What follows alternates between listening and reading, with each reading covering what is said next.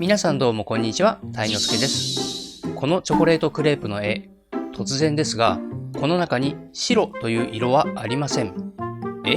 クリームも白いし、お皿も白いよと思いますよね。クリームはこんな色、お皿はこんな色です。白っぽいけど、決して白くはないですよね。今回は絵を描くときには白い色に注意ということについて詳しく解説します。絵ができていく様子とともに説明するので、ぜひ最後までご覧ください。それではスタート。まずは下書き。ブラシは鉛筆を使っています。下書きをする目的は正確に形を取ること。そのためにグリッドを配置しています。下書きの時はこのようにカクカクと細かい線で少しずつ描きます。写真をよく見ながらちょっとずつ細かく描いていく。そうすると正確に形を取ることができます。下書きで形を取るのが苦手という人はぜひ試してみてくださいね。線画です。ブラシは引き続き鉛筆。線画の目的は絵のガイドラインを作ること。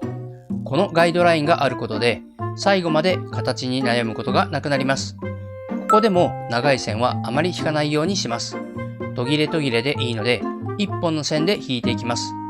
下書きだけで十分だよという方はこの線画の工程はいらないかもしれませんね。色の下塗りです。ブラシはマーカー。下塗りの目的はここで色の基準を作ってしまうこと。ここでそれぞれの部分の色の基準を作ってしまえば、この後の書き込みで色について悩むことが少なくなります。ご覧のように白く塗る部分というのはありません。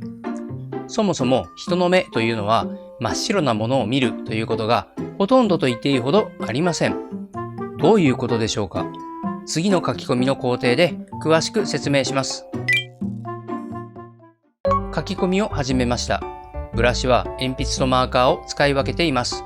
人は白いものを見ることがほとんどないと言いました。いやいや、白いものなんていくらでもあるでしょう。雲は白いし、クリームやお皿だって白いでしょと思われるかもしれません。しかし、物の色というのは、その時の光の環境でどんどん変わっていきます。例えば白いワイシャツ、薄暗い部屋で見るワイシャツ、オレンジの光の下で見るワイシャツ、白くは感じますが、実はこんな色です。白ではないですよね。確かにワイシャツは白いと感じるのに、実際の色は全然違う。なぜなんだろう。これには人の脳の機能が関係しています。実際には白い色ではないのに白く見えてしまう。これを色の恒常性と言います。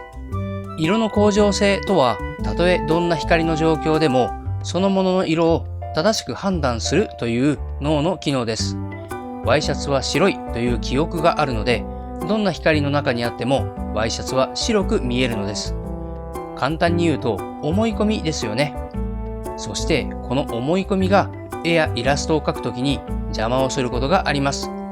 特に私が描くような写実的でリアルな絵には本当に邪魔です。